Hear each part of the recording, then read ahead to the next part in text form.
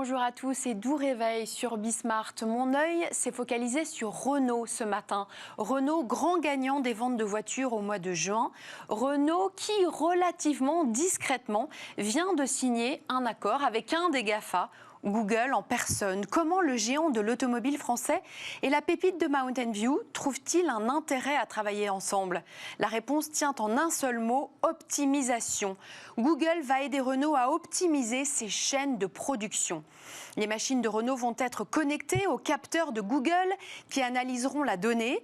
L'intelligence artificielle mise au service de Renault pourrait par exemple faire économiser 30% de consommation d'énergie aux fabricants de voitures. Google a jusqu'ici rarement fait incursion dans le monde industriel. Tout laisse penser que c'est un formidable terrain de jeu pour l'entreprise californienne. Merci beaucoup à Clara Franciosi qui a illustré avec délicatesse mon propos ce matin.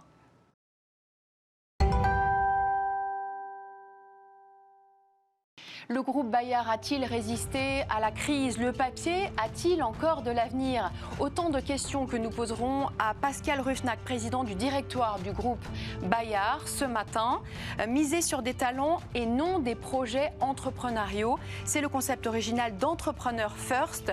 Zoom sur le talent investing ce matin. Et puis sur la start-up Unlatch et sa récente levée de fonds. Mais tout de suite, les 4 chiffres du jour avec vous, Olivia. Bonjour Capucine. Bonjour à tous.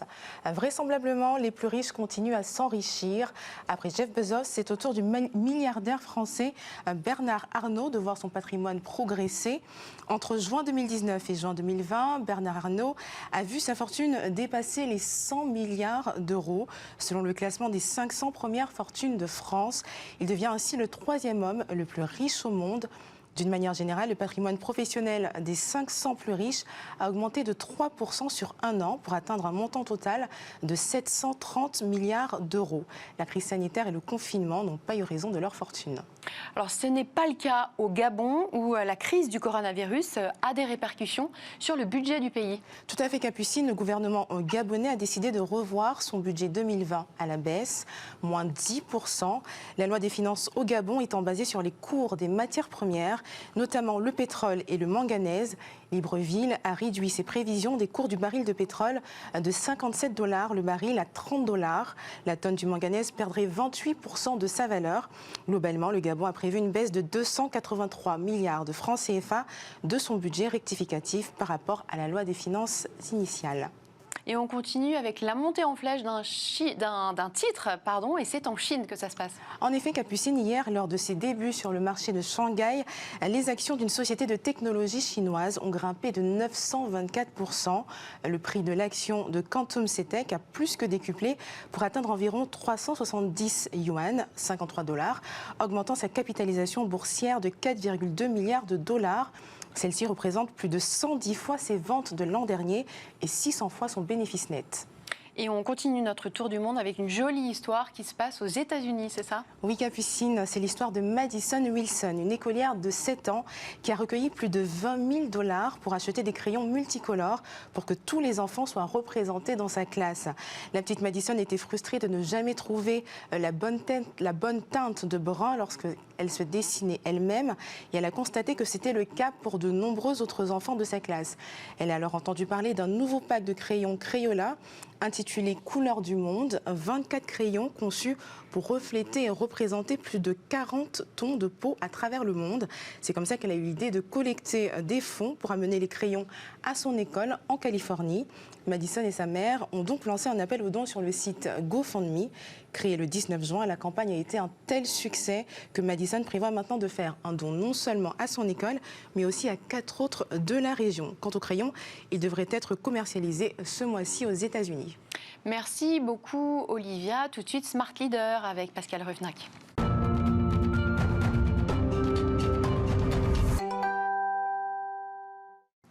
Bonjour et bienvenue, Pascal Ruffnac. Bonjour. Je le disais à l'instant, vous êtes président du directoire du groupe Bayard, maison mère notamment du quotidien La Croix, je le rappelle, mais qui édite aussi les magazines Pèlerin, Notre Temps et puis tout un tas de titres pour la jeunesse comme Pomme d'Api, J'aime lire ou évidemment Phosphore. Cette crise et ses conséquences sont un choc terrible, intense sur l'économie. La consommation, on dit que la consommation dans le monde, elle a chuté de 30 à 35% de façon assez unifiée sur la planète. La consommation de vos titres et de vos livres, comment est-ce qu'elle a évolué pendant le confinement et en sortie de confinement? Écoutez, notre métier, ce sont deux choses, informer et éduquer, qui sont des besoins infinis de l'humanité. Donc, pendant cette période où les gens avaient du temps, l'information et l'éducation ont été des choses extrêmement demandées. Donc, que ce soit pour notre quotidien La Croix, pour nos magazines, et en particulier pour la jeunesse, ça a été un moment de demande très forte, évidemment à travers le digital, mais on a eu la chance en presse de continuer à produire, à faire nos magazines, à les imprimer. Merci à tous les imprimeurs, à les distribuer et à pouvoir, avec la Poste, les poster à tous nos clients. Donc ça a été un moment où finalement, ces besoins, où chacun avait du temps pour se consacrer à ça, voilà, ça a été un moment assez incroyable. Ça a fonctionné. Alors du coup, il y a eu une augmentation de votre lectorat sur le digital. Quid du print? Il y a eu une explosion sur le digital et même plus qu'une explosion, un changement des rythmes. Un magazine comme Notre Temps, qui a une diffusion qualifiée de 700 000 exemplaires, aujourd'hui, il s'est transformé. Il a aussi créé une lettre hebdomadaire où environ 100 000 abonnés ont ouvert cette lettre et ont pris l'habitude d'avoir leur magazine mensuel transformé en hebdomadaire. Voilà, pareil pour la jeunesse, etc. Et pour l'abonnement, en tout cas pour la jeunesse, il y a eu une croissance des abonnements, environ de 3% pendant toute la période qui a duré du 15 mars à aujourd'hui. Voilà. Vous êtes en train de nous dire que la consommation d'informations, elle a changé finalement. Mais la consommation, sans crier gare. Oui, mais la consommation culturelle, à partir du moment où elle est disponible, on est dans un marché de l'offre en culture. Et donc, dès que vous avez une offre de qualité qui répond à des besoins fondamentaux de l'être humain, à partir de ce moment-là, si c'est disponible, les gens achètent, je veux dire, ils ont envie. Donc, je crois que il n'y a pas la culture c'est vraiment que de l'offre. Donc, il faut juste travailler l'offre pour répondre, pour être au rendez-vous. Et je crois que c'est cette notion de rendez-vous qui est importante, au rendez-vous de vos lecteurs et de vos clients. Et donc, au rendez-vous, c'est trouver le bon moment dans la journée, dans la semaine, dans le mois. Voilà. Est-ce que vous avez vu des sujets qui ont particulièrement bien fonctionné pendant cette période et sur lesquels vous allez mettre l'accent maintenant? En jeunesse, évidemment, tous les sujets qui ont pu au début, ce qu'on avait déjà fait au moment des attentats et ce qu'on fait dès qu'il y a des grandes crises, pouvoir aider les parents à expliquer aux enfants ce qui se passe, lever la chape d'angoisse et d'inquiétude qu'il y avait dans les familles, parce que vous imaginez que pour des enfants de 5, 6 ans, 10 ans, d'être confinés pendant 3 mois, c'est une épreuve psychologique, voilà, et dont on voit, du reste, on verra aussi les conséquences à la rentrée. Donc tout ce qui pouvait contribuer à lever ces angoisses, évidemment, dès le début, ça a été extrêmement important. Et puis après, d'accompagner les enfants dans ce tiers-temps éducatif que nous, on représente, voilà, qui n'est pas l'école, on ne se substitue pas à l'école, mais évidemment, on les aide à grandir, à bien grandir, en leur apportant dans toutes leurs dimensions de vie ce qui peut les aider. Avec La Croix, la même chose. Je crois qu'il y avait une demande d'information. On a tous multiplié nos heures de présence, que ce soit sur les médias audiovisuels ou écrits, donc, ou digitaux. Et donc là, pareil, on a vu les audiences. En termes de sujets, je crois que tout ce qui avait trait à la crise, de comprendre ce qui se passait, d'essayer de voir ce que vivaient les gens, de comprendre ce que vivaient vos voisins, parce que vous étiez quand même très, très isolés. Voilà. Et je pense que l'intérêt, c'est entre guillemets, l'expression totalement horizontale et non contrôlée des réseaux sociaux, mais aussi passionnante, et celle un peu plus classique et descendante parfois des grands médias. Aujourd'hui, ces médias-là, ces médias classiques comme La Croix, ont réussi à faire la jonction entre les deux, et à la fois à s'alimenter à la source de ce qui se passait sur les réseaux sociaux, et peut-être d'une certaine façon se réinventer aussi dans cette période-là. Est-ce que vous avez pris conscience du cataclysme qu'allait être ce confinement et cette crise dès le départ? Est-ce que vous vous êtes mis en ordre de marche pour vraiment épouser les tendances de cette crise dès le départ? Je crois, alors on a senti, moi on a été très impressionnés parce qu'en 36 heures, on ne s'y attendait pas du tout, en 36 heures l'entreprise, 1500 personnes se sont retrouvées, ont basculé en virtuel. Ouais. Et comme finalement une entreprise de presse et d'édition, c'est plein de petites alvéoles d'équipes de 5, 7, 10 ou 100 personnes comme le quotidien. Mais toutes ces équipes, en fait, se sont retrouvées dans le monde virtuel, organisées avec leurs responsables. La communication horizontale a très bien fonctionné. On a assuré ce qu'il fallait de vertical pour que l'information remonte et qu'on puisse communiquer et raconter à l'ensemble de l'entreprise ce qui était en train de se passer. Parce que je crois que le pire, c'était de se sentir isolé.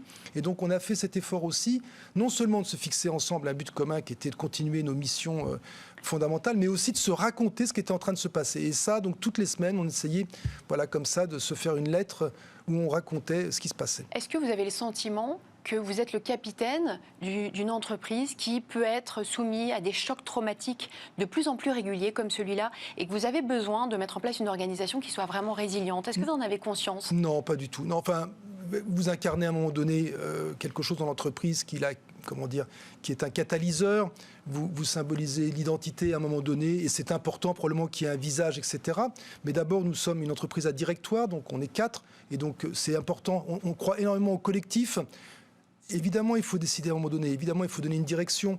Mais tout ce qui n'est pas, passer au crible de ce collectif, passer à l'enrichissement de ce collectif, et le collectif, c'est la direction, mais c'est l'ensemble des salariés. Et puis après, ce sont toutes vos parties prenantes, aussi ce collectif. Je crois que ça n'a pas de valeur. Donc, c'est moi qui l'incarne, parce que je suis président du directoire. Mais très honnêtement, on n'est pas, et je me méfierais énormément d'un modèle du type charismatique où quelqu'un emmène tout le monde en disant « suivez-moi ». Voilà, ce n'est pas notre modèle. Un mot de vos chiffres. 4 millions d'abonnés, vous allez nous dire s'ils ont augmenté. Un chiffre d'affaires en 2019, on l'a vu sur l'infographie, qui s'établit à presque 350 millions d'euros. Quel va être l'impact de cette crise, clairement, en 2020 sur votre chiffre d'affaires? Du coup, vous avez vu vos ventes augmenter un peu. En revanche, les recettes publicitaires ont baissé. Donc, du coup, qu'est-ce que ça va donner? Alors, nous, on clôt l'année à fin juin. Donc, on a eu une année 19-20 qui était plutôt une bonne année par rapport à 18-19. On était parti de façon un peu optimiste pour 19-20. La crise est arrivée. Alors, elle a impacté, évidemment, nos ventes de papier sont plutôt bonnes. Nos ventes digitales ont explosé. Encore faut-il maintenant qu'elles se transforment parce que c'est beaucoup du freemium, donc il faut après que les gens s'abonnent. Ce qui a souffert, c'est des activités comme, évidemment, la publicité, cette relation si importante à nos partenaires, les entreprises, et puis l'édition qui, elle, pendant les 3 mois, n'a pas vendu grand-chose. Donc, et la crise de Presstalis, dont on n'a pas parlé, qui impacte fortement Bayard, parce qu'elle va environ nous coûter 10 millions d'euros cette année de pertes qui vont impacter nos fonds propres. Donc, à la fin de l'année, on aura cette perte Presstalis que de toute façon on ne pourra pas rattraper et qui est irrattrapable. Mais en revanche, je pense que sur l'ensemble, on fera une année qui sera pas si mauvaise que ça. Voilà, et on arrivera à compenser par le surcroît de vente ce qu'on a pu éprouver comme difficulté du côté publicitaire. Comment conserver les nouveaux abonnés, les nouveaux consommateurs de vos revues qui sont venus chez vous, qui sont venus vous lire pendant le confinement? Investir sur la qualité rédactionnelle. Je crois qu'on a eu depuis plusieurs années, en tout cas depuis 15 ans, où la presse et les médias écrits sont rentrés dans une crise. Je crois qu'il y avait un principe, si on veut survivre, si on veut continuer à inventer, il faut investir dans la qualité éditoriale. Voilà, je pense que surtout, il faut embaucher des journalistes de qualité, trouver des auteurs, des illustrateurs, etc. Et plus vous arrivez à faire ça... C'est pourtant pas la direction que prend la presse. Non, mais je pense que c'est la seule façon. Si vous commencez à toucher à ce qui fait le cœur de votre outil de travail... Vous avez un discours plutôt original. À mon avis, non. C'est ce que font un certain nombre de grands titres. Il y a beaucoup de titres qui font surtout du co-skilling. Mais vous commencez comme ça et vous êtes mort à la fin de toute façon. Oui. Donc je crois que la seule solution, c'est ça. Après, c'est aussi de travailler, parce que c'est important. On a complètement renouvelé notre relation avec les annonceurs, avec nos partenaires. On a aujourd'hui créé un club landois. On s'intéresse beaucoup à la transition démographique avec un magazine comme Notre Temps. Donc on a agrégé autour de nous une quinzaine d'entreprises qui nous font confiance, qui disent on veut réfléchir avec vous sur ce phénomène très important. Donc on essaie aussi de construire des relations dans le temps et d'investir sur cette réflexion. On essaye de lancer des projets. Je crois que vraiment toujours penser, on a la chance, on a un actionnaire qui ne demande pas de dividendes. Mais en même temps, il nous dit, vous devez compter sur vous pour vous développer. Donc on est obligé chaque année d'essayer de faire des bénéfices pour les réinvestir dans la création. Voilà. Donc on n'est pas dans cette relation parfois, j'allais dire, on est lié, que ce soit avec nos syndicats ou avec notre actionnaire, on est lié par un pacte où on doit compter sur nous pour se développer. Donc voilà. Est-ce que le papier a toujours un avenir? Oui. Alors, probablement... Autant que le digital, et comment fusionner les deux? Le papier, il est atteint dans son modèle de très grand public. Voilà. Beaucoup de publicité, des prix très faibles de vente, des effets promotionnels pour vendre, ça c'est fini ce modèle-là. Mais un papier de qualité, avec des annonceurs qui vous font confiance et qui s'installent dans le long terme avec vous, et avec une relation avec vos lecteurs et vos clients qui est forte et qui n'est pas simplement fondée sur la promotion, ça a de l'avenir. Et donc ça va dans le sens de la Croix Hebdo que vous avez lancée il y a 18 mois. Ça va dans le sens de la Croix Hebdo, lancée il y a 9 mois. Il y a 9 mois maintenant. Comment se porte-t-il? Alors la première chose, c'est que ça a été très apprécié par les abonnés de la Croix, qui ont déjà, parce que c'est important que eux, que ça fait pour eux un 6e numéro de fin de semaine, donc c'est important que eux l'acceptent et le reçoivent. Donc ça a été bien reçu, ça a été perçu comme reflétant, j'allais dire,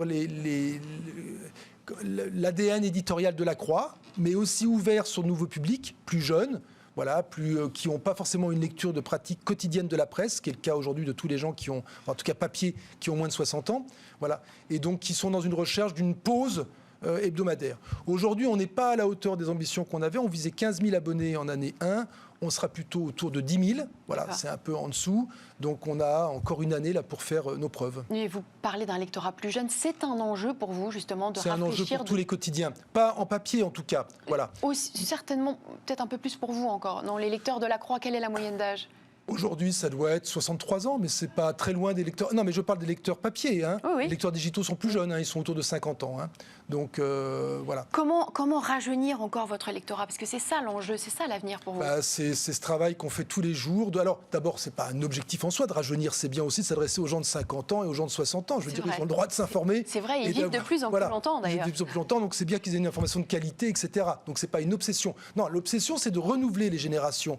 C'est pas de systématiquement être plus jeune, mais c'est de renouveler les générations, c'est de faire qu'il y ait une transmission qui s'opère. Donc on sait que la transmission aujourd'hui, elle n'est pas mécanique, elle n'est pas automatique. Et donc toute notre recherche, c'est comment s'opère la transmission. En jeunesse, c'est quasiment la 3e génération de gens qui abonnent leurs enfants à Gemnir. Mais c'est ça qui est formidable, c'est que vous avez un boulevard avec tous ces jeunes, tous ces enfants qui sont abonnés à vos titres. Et vous n'arrivez pas à les maintenir à 20, 30 ans. Qu'est-ce qu'ils deviennent ? Il y a un gap, ils partent ailleurs, après ils reviennent à 50, 60 ans. Pourquoi pas oui, mais on n'a pas encore trouvé le magazine ou le papier magique entre 25 et 45 ans. Voilà. Mais c'est pour ça qu'on a lancé l'hebdo, pour trouver ça, pour trouver ce pont. Vous réalisez une bonne partie de votre chiffre d'affaires à l'international. Dans quel pays ? Et est-ce que c'est ça qui va tirer la croissance du groupe dans les années ? Aujourd'hui, tous les pays sont dans le même constat que celui que je vous ai fait pour la France, c'est-à-dire les mêmes difficultés. Où est-ce que vous êtes présent ? On est présent aux États-Unis, au Canada. 25% de votre chiffre d'affaires. 25% de chiffre d'affaires aux États-Unis, au Canada, en Allemagne, aux Pays-Bas, sur le senior, à Hong Kong, en Chine. On a ouvert deux filiales en Chine avec un partenaire chinois, que ce soit en digital ou en jeunesse, dans le livre. Voilà, donc les difficultés sont à peu près les mêmes dans tous les pays. On est simplement un peu moins exposé à la publicité dans d'autres pays. Voilà, donc c'est plus une affaire soit de librairie qui n'était pas ouverte, etc., soit de distribution de presse qui n'a pas été facile. Mais voilà. Mais pour nous, c'est très important parce que, encore une fois, ce qu'on fait en France, on a une position unique au monde avec ce qu'on fait en jeunesse. On fait 200 millions de chiffre d'affaires, quasiment la moitié du chiffre d'affaires du groupe, un peu plus. Et je pense qu'en Europe, on est dans les médias numéro 1 en jeunesse. Voilà. Là où il nous manque de la puissance, de la force, c'est sur les médias digitaux, audiovisuels. Donc on doit absolument se développer là. On n'est pas obligé de le faire tout seul, on peut le faire avec des partenaires. C'est ce qu'on a fait en Chine, avec des partenaires. Voilà. C'est ce qu'on aimerait faire en Europe. Je pense qu'il est aussi urgent qu'en Europe, on arrive à devenir, qu'on crée un groupe européen qui puisse être l'équivalent d'un Disney, de ces grands groupes anglo-saxons, de ce que seront des grands groupes chinois demain. Voilà. Et ça, on ne pourra probablement pas le faire tout seul. Il faut trouver des alliances, des associations. Donc c'est ce à quoi vous travaillez. Dans ce grand groupe que vous nous décrivez, quelle pourrait être la place de la RSE et du développement durable ? Quels sont vos engagements dans ce domaine-là ? Je pense notamment à la qualité du papier, par exemple. Non, mais c'est très simple. Je vais vous donner un exemple très simple. On a toujours parfois des enveloppes plastiques qui transportent nos magazines jusque dans la boîte aux lettres de nos abonnés. Voilà, puisqu'on est à 80% en abonnement, hein, dans les 4 millions d'abonnés. Aujourd'hui, quand vous arrivez avec une enveloppe plastique, je pense que tout simplement, vous risquez le fait de voir les gens se désabonner. Donc aujourd'hui, ce n'était pas possible jusqu'il y a encore 6 mois. Donc ce sont vos clients qui vous dictent le changement. Les solutions industrielles, elles sont en train d'être trouvées. On peut maintenant mettre les magazines dans des enveloppes en papier. Voilà, donc on a fait toutes les recherches. Et à partir de septembre, là, il y a une grande partie de nos magazines qui sont envoyés dans des enveloppes en papier vers nos clients. C'est un investissement. Et quelles sont les mesures que vous prenez, vous, et qui ne sont pas dictées par les consommateurs ? Elles sont prises par nous. Elles sont simplement en bonne intelligence avec ça. Le télétravail, c'est une forme de RSE, hein, parce qu'on va utiliser moins la voiture, etc. Ça, on va le lancer après négociation avec nos partenaires sociaux, on espère, assez rapidement. Tout ce qui est autour, évidemment, du papier, de la recherche des encres digitales, même si ce n'est pas très facile, parce qu'en France, il y a pas de filière de papier recyclé, par exemple. Hein, c'est en Allemagne, donc vous faites venir du papier d'Allemagne recyclé, mais comme l'économie est extrêmement charbonnée, c'est pas forcément très positif. Donc, c'est faire revenir des impressions en Chine pour le livre, pour l'édition, pour les livres complexes en France. Mais là, c'est aider les industriels à recréer des filières qui ont été désertées depuis quelques années et d'acheter des machines. Donc, c'est ce qu'on est en train de faire, par exemple, là, pour l'édition. Donc, vous avez ces enveloppes plastiques, l'édition, le télétravail. Voilà, c'est un ensemble de mesures où on essaye de... Mais ce qui pèse très lourd en presse et en édition, c'est le transport et la fabrication. Et donc ça, c'est deux choses très industrielles qu'il n'est pas facile de faire bouger et qu'on ne peut faire bouger qu'avec des partenariats avec les autres éditeurs. En 20 secondes, Pascal Ruffnac, on est très pris par le temps. L'importance de la data dans votre groupe, vous investissez beaucoup sur la data. Pourquoi et comment est-ce que vous l'utilisez ? On n'investit pas beaucoup, on commence à investir, on va investir beaucoup l'année prochaine. Voilà. C'est une manière de connaître un peu mieux vos lecteurs. Et du coup, ça a une efficacité ? Oui, c'est une grande efficacité parce qu'aujourd'hui, entre un lecteur et un client, il y a quelques clics d'écart. Et mieux vous connaissez votre lecteur, plus vous êtes capable de faire un client de ce lecteur et de faire de vos clients des lecteurs. Voilà. On restera là-dessus. Merci beaucoup Pascal Ruffnac, président du directoire du groupe Bayer. Merci d'être venu nous voir. On enchaîne tout de suite avec Smart Tomorrow. Et on retrouve Rodolphe Bonas, comme chaque semaine, dans Smart Tomorrow. Bonjour Rodolphe. Bonjour Capucine. Ravi de vous retrouver avec votre beau sourire.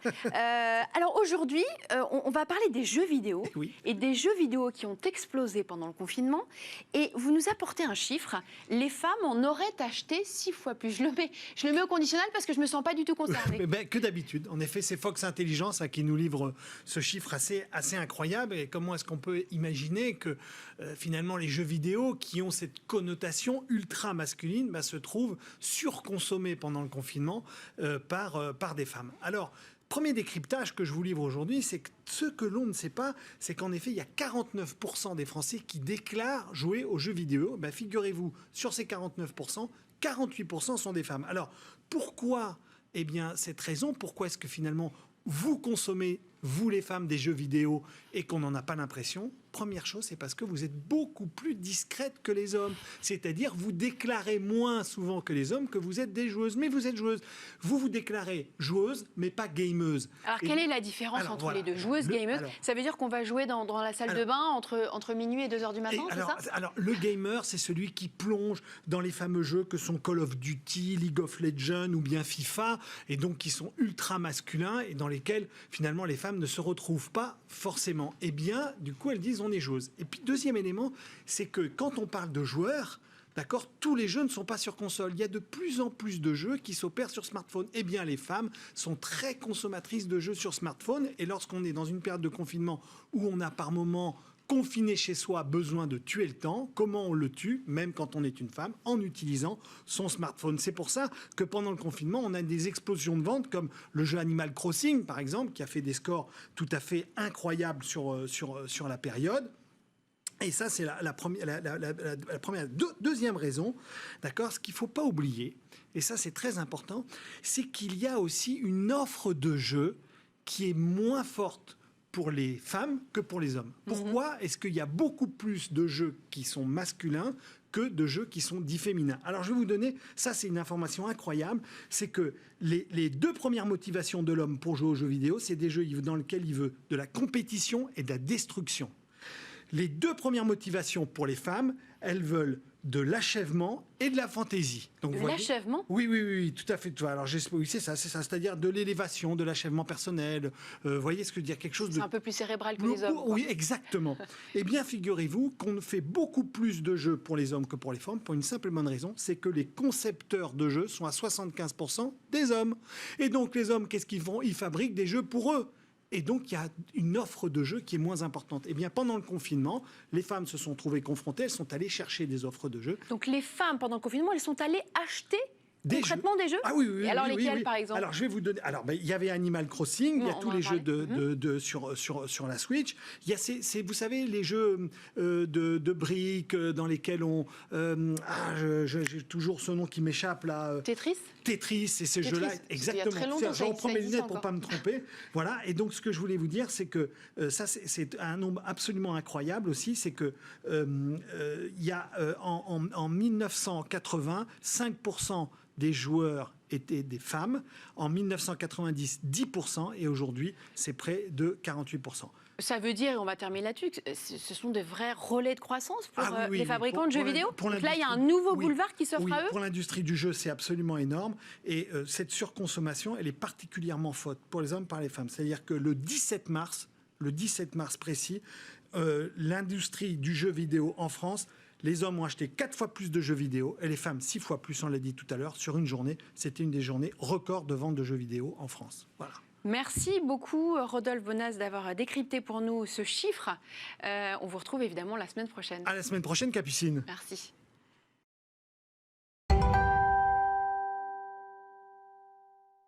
Dans Smart View, tout de suite, les atouts du talent investing avec un duo d'entrepreneurs, Majdouline, Wabi. D'abord, bonjour. Bonjour. Vous êtes associée chez Entrepreneur First et Sarah Septi, vous êtes entrepreneuse, fondatrice d'une start-up, bonjour, qui s'appelle Share ID et vous bénéficiez du programme Entrepreneur First dont on va parler tout de suite. Entrepreneur First, c'est le pionnier d'un nouveau modèle d'investissement qui s'appelle donc le talent investing. Qu'est-ce que c'est ? Tout à fait. Donc Entrepreneur First, c'est une société qui n'est pas toute récente. En fait, elle a quelques années. Matt Clifford et Alice Benting, qui ont été un peu les créateurs donc visionnaires. Ce sont des Anglais. Ce sont des Anglais. Ont lancé cette boîte à Londres il y a 9 ans. Et l'idée, c'était de dire qu'il y a trop de barrières pour entreprendre aujourd'hui et qu'en fait, trouver le bon associé... Déjà il y a 9 ans. Déjà il y a 9 ans. Il y a trop de barrières. Et en fait, trouver la bonne équipe, trouver le bon projet, de la bonne ambition...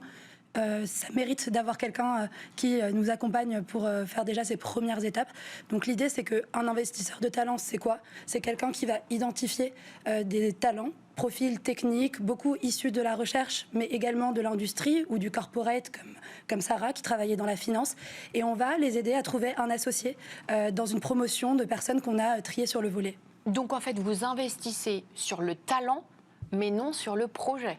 Exactement, et c'est là qu'on est différent des autres types d'investisseurs, c'est que nous, notre regard, il est vraiment sur l'humain, sur le potentiel, sur les compétences d'une personne, et on n'attend pas à ce que les gens aient déjà en fait généré un projet pour... Donc vous attendez que les gens vous envoient des dossiers ou vous allez repérer, dénicher des talents dans les universités à travers la planète ? Alors on fait un peu des deux, donc on peut aller dans les universités, on s'est beaucoup déplacé dans les grandes écoles d'ingénieurs, dans les labos.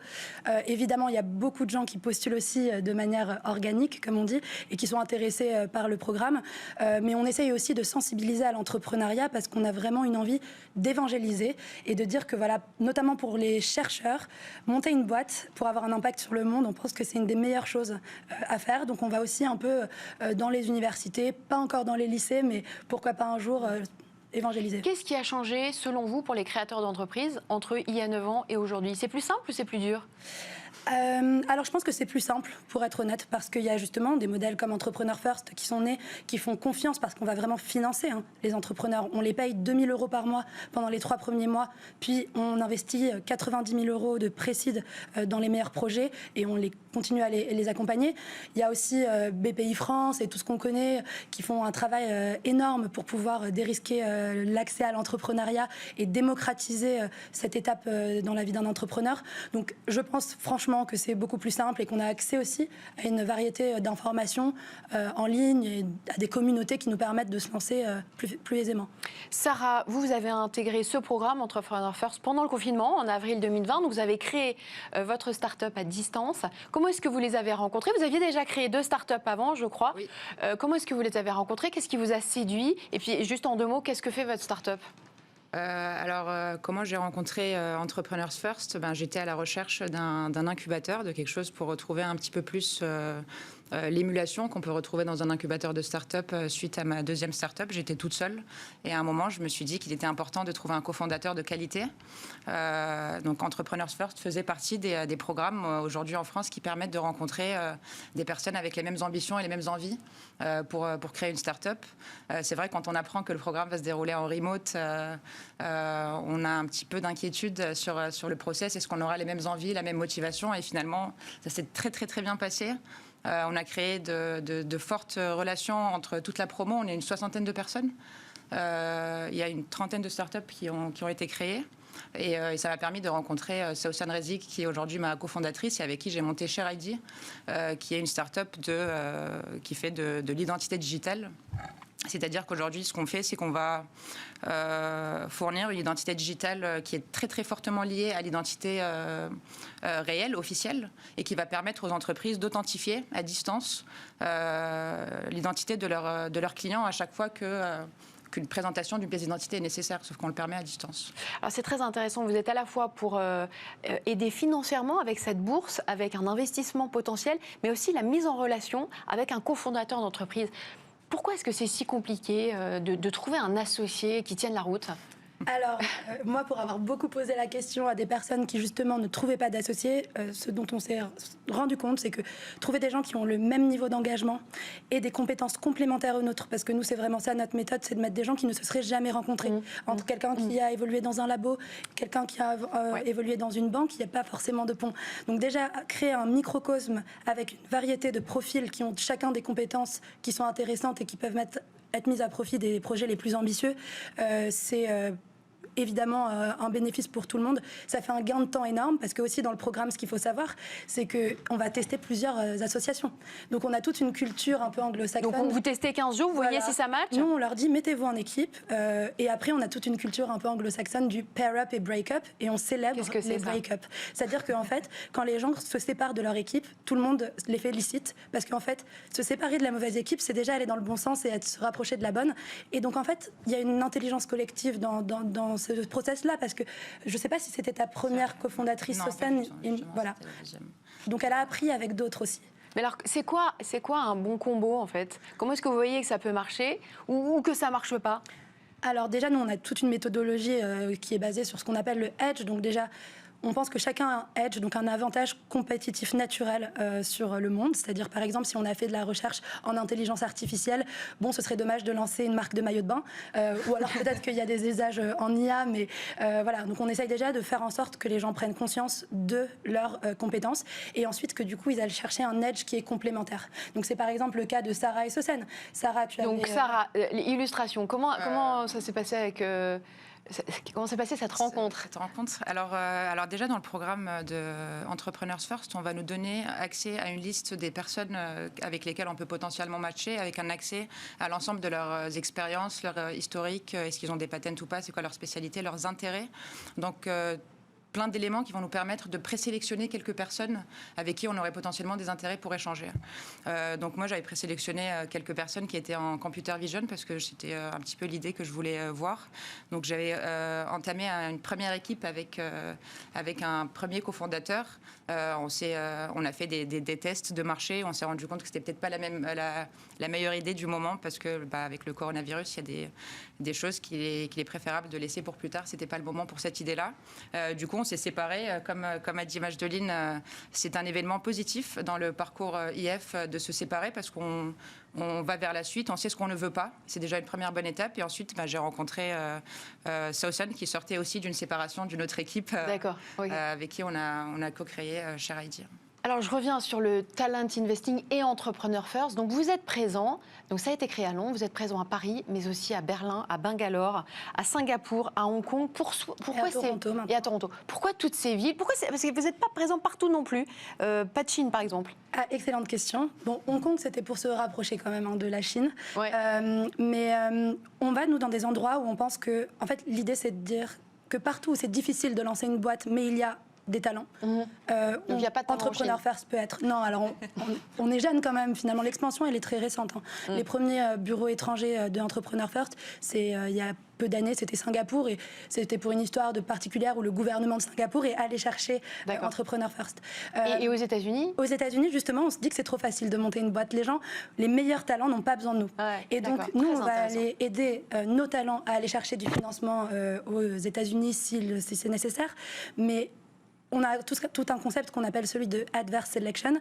Nous, ce qu'on cherche, c'est d'être des catalystes pour les meilleurs talents, pas justement de faire des programmes pour des gens qui, de toute façon, ont tous les outils, ont tout à portée de main pour réussir. Donnez-nous un exemple. C'est quoi un meilleur talent qui serait un petit peu dans l'ombre, là ? Il est coincé dans son grenier, il est dans une grotte. Pourquoi on ne le voit pas ? Je pense que déjà, le talent français chercheur, le chercheur entrepreneur, c'est un talent un peu caché dans sa grotte. On ne va pas souvent dans les labos dire aux gens que, en fait, toute la recherche théorique qu'ils font, elle peut avoir des applications commerciales. On ne leur dit pas que ça peut être des managers entrepreneur, alors qu'en fait, faire une thèse, manager une équipe de recherche, c'est déjà en fait un peu une démarche entrepreneuriale. Donc ça, c'est un bon exemple justement de profil que nous, on va recruter chez Entrepreneur First et qui n'a pas été, je pense, convoité de la meilleure des manières toujours, quoi. Ça sert à quoi d'investir aussi tôt ? Pourquoi il faut aller toujours plus en amont ? C'est une très bonne question. Les cyniques diront que c'est pour payer moins cher, évidemment. Ouais. Voilà, parce que plus on y arrive vite aussi, plus on prend du risque. Oui, c'est ça. Alors, quel est le pourcentage d'échecs et de start-up que vous avez vu s'épanouir ? Alors, nous, on investit à peu près dans 30%, entre 30 et 50% des projets qui sont créés dans nos cohortes. En tout cas, c'est ce que je sais à Paris. Mais ça peut être variable parce que nous, on investit comme un investisseur. Donc, on n'a pas de quota. L'idée, c'est qu'on va investir dans les meilleurs entrepreneurs et dans les meilleurs projets. Donc, à ce moment-là, on va dire que 30-50% des personnes vont passer à l'étape d'après. On va les accompagner vers une levée de fonds seed. En France, la plupart des boîtes qu'on accompagne actuellement lèvent un tour de financement avec des investisseurs privés, souvent les meilleurs investisseurs européens ou américains. Donc ça veut dire que sur le nombre de startups que vous aviez identifiés au départ en France, il y en a combien qui ont été accompagnés pour lever auprès de fonds ? En France, on est 26, donc on en a eu 26 en 2 ans. 26 sur combien que vous êtes allé chercher au départ ? Que vous aviez identifié. Au départ, on commence toujours par ce chiffre d'entrepreneurs, donc d'individus. Et nous, on a commencé à faire des cohortes de 50 personnes 2 fois par an. Et on a augmenté à 60 personnes 2 fois par an. Donc 120 par an fois 9. Exactement. D'accord. Oui, donc ça veut dire qu'il y en a quand même beaucoup qui restent sur le bord de la route. Mais en fait, ça fait partie de votre modèle. Oui, tout à fait. Et puis en fait, il y a des boîtes dans lesquelles on n'a pas investi et qui réussissent très bien. On a d'ailleurs des très très belles réussites de gens qui on investit. Ça ne veut pas dire que la vie de la boîte est finie. En fait, les gens viennent pour monter leur boîte. On décide de les suivre ou pas, mais donc il n'y a pas d'échec. C'est rentable d'aller les chercher aussitôt, de passer autant de temps avec des entrepreneurs qui finalement ne vont pas mener à bien leur entreprise ? C'est le modèle qu'on est en train de tester. Alors oui, notre fonds se porte très bien. On a levé un nouveau fonds de 115 millions de dollars il y a 1 an. Et du coup, au niveau des performances de fonds en termes de venture capital, ça reste intéressant. Après, en effet, c'est un effort de tous les jours de baisser les coûts de base de justement tout ce qui est conversion d'entrepreneurs, d'aller sur le terrain. Mais on pense vraiment que le modèle est approuvé et qu'on commence à le prouver. Et d'ailleurs, on commence à avoir des concurrents qui utilisent exactement la même catégorie qui est celle de Talent Investor. Donc pour nous, c'est une bonne... Qui sont vos concurrents ? Alors, en France, on n'en a pas encore, en tout cas pas à ma connaissance. On a un grand concurrent qui s'appelle Antler, qui s'est fondé à Londres aussi, il me semble, par un fondateur, il me semble, suédois. Comment, finalement, le nerf de la guerre, c'est de gagner en efficacité sur la façon de dénicher ces talents. Comment gagner en efficacité là-dessus pour que ça ne vous coûte pas trop cher ? Alors, il y a une chose qui est très simple, c'est que les meilleurs talents nous ramènent les meilleurs talents. Donc, plus on recrute des personnes comme Sarah, elle va aller nous référer peut-être ses amis d'enfance qui ont fait eux-mêmes un doctorat dans une technologie pointue. Et en fait, on a un vrai effet de réseau à ce niveau-là. C'est-à-dire que plus on arrive à identifier les personnes talentueuses, plus on est reconnu comme des gens qui savent les repérer, plus on nous envoie de manière naturelle. Et aujourd'hui, à Londres, en fait, Entrepreneur First, c'est une institution et on n'a même plus besoin vraiment d'aller chercher les talents. C'est juste qu'à Paris, ça fait que 2 ans qu'on est là, donc voilà. Sarah, vous allez recommander et pour quelles raisons ? Je vais certainement recommander Entrepreneurs First pour plusieurs raisons. Je pense qu'aujourd'hui, on a la chance d'être dans un pays qui est la France et qui aide beaucoup les entrepreneurs à se lancer. On a énormément d'aide, d'approche, mais on n'a pas nécessairement cet apport technique de compétences qui va être apporté beaucoup par Entrepreneurs First. Un accompagnement dans les premières étapes de vie d'une start-up. On ne se rend pas compte, c'est très intense, ça va très très vite. Il y a énormément d'émotions. On est très content le matin et très très triste la même journée. Et en fait, c'est un accompagnement dans cette gestion-là, dans les contacts, dans cette mise en contact. Je pense très sincèrement qu'Entrepreneurs First a apporté beaucoup de choses à la création de notre start-up et clairement, je recommanderais à d'autres personnes de passer par là pour l'étape. Dernière question, on est très pris par le temps. Vous pourriez aller plus loin et aller chercher ces talents au collège, au lycée, c'est ça l'avenir ? Alors, je pense pas. Déjà, je me sentirais un peu mal à l'aise de dire à un lycéen, écoute, lâche tout et viens monter ta boîte avec nous. Donc, non, je pense pas qu'on ira plus loin au niveau de l'âge. Je pense que déjà, dans les universités, évangéliser, c'est déjà le plus tôt qu'on puisse faire. Après, par contre, je pense qu'il y a un véritable enjeu de prendre conscience de plus en plus jeune que l'entrepreneuriat, c'est une manière d'avoir un impact sur le monde, que c'est un choix de carrière. C'est un choix de carrière comme un autre et qu'aujourd'hui, en fait, on peut même le faire sans prendre trop de risques financiers soi-même et en étant accompagné. On restera là-dessus. Merci beaucoup à toutes les deux, Majdouline Ouabi et Sarah Septi. Merci d'être venues nous voir, c'était passionnant. On enchaîne tout de suite avec Smart Fresh.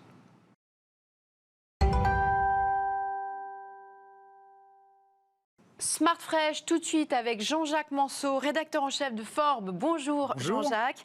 Et François Marie, le fondateur d'Unlatch, qui digitalise les ventes immobilières. On en parle tout de suite, mais avant tout, Jean-Jacques, on va parler du marché des lunettes. Alors c'est marrant parce que cette semaine, on en a beaucoup parlé puisqu'on avait Optical Center en début de semaine, une marque de lunettes qui fabrique en France, dans le berceau des lunettes, dans le Jura, pas plus tard qu'hier.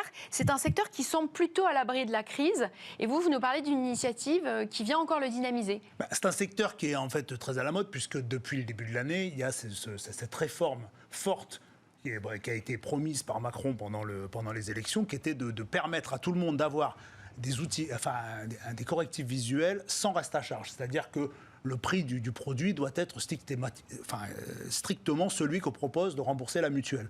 Donc on voit toute une série d'initiatives. Il y a des opérateurs low cost qui se sont mis sur ce marché. Et puis il y a des opérateurs nouveaux comme celui dont je voulais vous parler, qui est celui fondé par Éric Jean, qui est un créateur opticien assez connu, qui opère depuis une trentaine d'années dans les plus grandes marques et qui lui a décidé de créer une marque qui s'appelle le Droit de Regard et qui veut proposer des produits de qualité à un prix très serré, de manière à ce que les clients n'aient pas de reste à charge. Et en fait, son idée à lui, c'est que son business doit avoir un impact, c'est-à-dire qu'il doit être inclusif, il doit être dans la tendance de la société. Mais tout le monde a un impact, soit on fabrique en France, soit on a un impact sociétal en France, comme vous allez nous l'expliquer. Alors lui, effectivement, son objectif, c'est pas de faire du Made in France, puisque ces lunettes sont fabriquées dans les meilleures usines en Chine, comme un certain nombre d'opérateurs comme Essilor. Donc il veut proposer, lui, des très bons produits à un prix serré. Et pour avoir encore plus d'impact, et ça c'est l'initiative qu'il vient de lancer depuis hier, il a créé le bus des invisibles, de manière à permettre aux plus démunis, qui de toute manière n'auront pas accès à la réforme du reste à charge zéro, puisque pour avoir accès à cette réforme, il faut avoir une mutuelle. Donc en fait, les plus démunis, malheureusement, n'ont pas de mutuelle et donc en fait ne peuvent pas avoir à leur disposition des outils visuels. Or, c'est quand même très important ne serait-ce que pour se réinsérer, de pouvoir voir. Donc dans le cadre de son activité, il a décidé de lancer ce bus des invisibles. Donc c'est un bus qui circule dans Paris et qui propose à tous ceux qui n'ont pas les moyens d'aller chez un opticien, d'avoir une correction et d'avoir un outil de correction visuelle, des lunettes, en quelque sorte, de façon gratuite. Donc c'est une initiative qui est montée avec plein d'associations, avec les Restos du Cœur et des choses comme ça. Ça fait partie de sa philosophie de dire qu'il faut avoir un impact et il faut mettre à profit cette réforme du reste à charge zéro pour permettre à tout le monde de bénéficier de lunettes. Voilà, c'est une initiative. L'optique, décidément, un marché ultra dynamique et en pleine évolution. Et ça va continuer. Sans transition, on passe à la vente sécurisée pour les promoteurs immobiliers. Ouais. C'est le métier d'Unlatch. Comment ça marche ? Alors Unlatch, c'est une solution SaaS, B2B. SaaS. Donc c'est un logiciel en ligne en fait. C'est ça. À destination des promoteurs immobiliers. Et en fait, on digitalise leur processus de vente. Donc les promoteurs vendent des appartements dans des programmes neufs qui vont être construits pendant 2-3 ans. Et nous, chez Unlatch, on leur permet de digitaliser tout le processus, de l'entrée d'un lead dans un formulaire CRM, d'un contact, qui va prendre un contact pour un appartement, jusqu'à la remise des clés de l'appartement 3 ans plus tard. Et on va aider le promoteur à digitaliser tout son processus de vente, à travers un CRM, un logiciel de contract automation, un logiciel collaboratif avec le notaire, le promoteur, le client, et un espace client aussi pour pouvoir suivre la construction du chantier pendant 2-3 ans, jusqu'à ce que les clés soient remises au client. On imagine qu'ils gagnent en productivité, oui. En rentabilité. Il y a aussi un gain de temps. C'est phénoménal, en fait. Voilà, donc ils vont pouvoir gagner plusieurs mois dans leur processus de commercialisation. Ils vont pouvoir sécuriser ce processus aussi, parce que on va intégrer leur template de contrat dans notre logiciel et permettre à des vendeurs qui soient en interne ou en externe chez le promoteur, hors du promoteur de venir faire des contrats en répondant à des questions assez simples. Donc ils ne peuvent pas modifier le contrat, ils ne peuvent pas rajouter une clause, retirer une clause, donc ça sécurise le process, et aussi, donc ça l'accélère, ça le sécurise, et aussi ça gagne en relation client, parce que la construction d'un programme neuf, ça va prendre 2-3 ans. Il y a souvent du retard dans l'immobilier. Les clients sont souvent peu sollicités, à part pour payer les différents appels de fonds au fur et à mesure de l'avancement du chantier de construction de la part de l'immeuble. Et donc, il y a souvent du mécontentement chez les acquéreurs. Donc là, l'idée, c'est aussi de permettre aux promoteurs d'avoir un outil pour nouer une relation client beaucoup plus proche et d'avoir, in fine, une meilleure fidélisation. Alors, on l'a dit, vous travaillez avec les promoteurs du neuf. Oui. Pourquoi le neuf? Pourquoi pas l'ancien? Et est-ce que ça pourrait s'appliquer à n'importe quelle vente immobilière de n'importe quelle agence immobilière de quartier? Alors, on a commencé par les promoteurs, par le neuf, parce qu'en fait, les promoteurs, ils ont des vrais enjeux de volume. Une agence immobilière du coin de la rue, elle fait 10-15 ventes par an, donc il n'y a pas un véritable enjeu de volume et de gain de productivité. Nous, on travaille avec des promoteurs qui vont faire 100 programmes par an, 200, enfin beaucoup de ventes, et donc ils ont des vraies problématiques de volume et d'efficacité. Donc c'est pour ça qu'on est parti avec les promoteurs. On fait aussi de l'ancien, parce qu'on travaille aussi avec des institutionnels, des foncières, des mutuelles, des bailleurs sociaux, qui ont des portefeuilles d'appartements anciens, en nombre pour le coup, qui veulent vendre dans l'année 500 appartements anciens. Donc notre outil est aussi utilisé par ces gens-là. Voilà. On imagine que vous avez connu un boom déjà avant le confinement, mais alors pendant le confinement, ça a été la solution miracle. Oui, en fait, on a eu une vraie accélération commerciale de nouveaux clients pendant les 3 mois de confinement, parce qu'en fait, les commerciaux étaient bloqués, ils ne pouvaient pas faire des ventes, ils ne pouvaient pas se déplacer chez les clients pour aller faire une vente physique papier. Donc on a eu beaucoup de clients qui ont basculé beaucoup plus vite, et 2 fois plus que les mois précédents, pour pouvoir faire des signatures électroniques à distance, sans se déplacer, que le client puisse signer en fait, son contrat de réservation, sa promesse, sur son smartphone directement. Et on a eu ce cas-là. On parle beaucoup de la crise dans la promotion et notamment dans le neuf. Aujourd'hui, le marché est un petit peu figé. Est-ce que justement des outils comme le vôtre peuvent permettre pour les promoteurs de vendre des queues de programme ou en tout cas d'accélérer leur business qui aujourd'hui est assez affecté? Oui, en fait, on a eu beaucoup de promoteurs, notamment pendant le confinement, qui ont intégré des queues de programme dans notre outil pour pouvoir vendre les 3-4 appartements qui restent et finaliser le programme. Donc on a eu vraiment beaucoup de nouveaux promoteurs qui ne nous ont pas donné des lancements, mais des programmes déjà en cours de commercialisation. Aussi, notre plateforme permet d'intégrer les réseaux de prescripteurs sur la plateforme, donc d'avoir des vendeurs externes qui peuvent avoir accès au stock des promoteurs. Et donc du coup, pour un promoteur qui n'a pas forcément les moyens d'avoir un site internet de prescription ou d'avoir un réseau de vendeurs externes très fourni, il peut prendre notre solution et ouvrir des accès à des vendeurs externes qui peuvent venir piocher en picking, ça s'appelle, des appartements de programme qui restent à commercialiser et donc du coup effectivement finaliser une vente. La vente immobilière, c'est un métier qui est quand même compliqué à digitaliser. Comment est-ce que vous y êtes pris? Est-ce que ça a été un travail sur la durée? Oui, alors nous, on a lancé notre premier programme immobilier avec notre premier client promoteur qui était le groupe Quartus, donc un promoteur majeur en France. Et en fait, on a construit Unlatch avec Quartus, côté promoteur, et avec aussi des notaires. Donc on a 14 pyramides notaires, qui fait partie des plus grandes études de notaires en France, qui a investi chez nous en 2017 et en 2018. Et en fait, on a construit ensemble l'outil, donc on a fait des ateliers de travail pendant plusieurs mois, pour bien comprendre les process, le métier, là où ça bloque, qu'est-ce qui coince, pour faire un outil vraiment adapté et pas un outil qui sort de notre tête à nous, entrepreneurs. Voilà. Et puis dans mes associés aussi, donc j'ai 2 associés, j'ai Thomas Rivoire, qui était avant notaire. Oui, c'est ça. Donc le notaire joue quand même son rôle. Oui, voilà, exactement. Donc lui, il était notaire et en fait, du coup, il connaît parfaitement les process du notariat et de la vente immobilière. Et donc, du coup, il a une vraie expertise produit, métier. Et puis mon deuxième associé, Olivier Adam, qui est notre directeur technique, une vraie compétence pour faire des logiciels qui marchent bien. Il nous reste moins d'1 minute. Ça a été compliqué, cette levée de fonds, donc de 4 millions d'euros près d'AXA. C'est plutôt bien passé, parce qu'on a fait une levée de fonds. Il y a eu un effet confinement, selon vous? En fait, on a commencé les discussions un tout petit peu avant, mais on s'était vu une fois avec Anaïs qui travaille chez AXA, et après tout le reste du process on l'a fait pendant le confinement en visio en fait, donc avec François Robinet qui est le partenaire de AXA Venture Partner, enfin un des partenaires, et avec tous les autres collaborateurs de chez AXA, on a tout fait le processus de levée de fonds en visio par Zoom, et ça s'est plutôt bien passé. On a eu des bons chiffres à montrer pendant tout le process parce qu'on a eu beaucoup de nouveaux clients. Et voilà. Merci beaucoup, SmartUp. C'est déjà terminé. Merci à tous les deux. Vous retrouvez tout de suite Stéphane Soumier. Et nous, on se retrouve demain matin. Très belle journée à vous.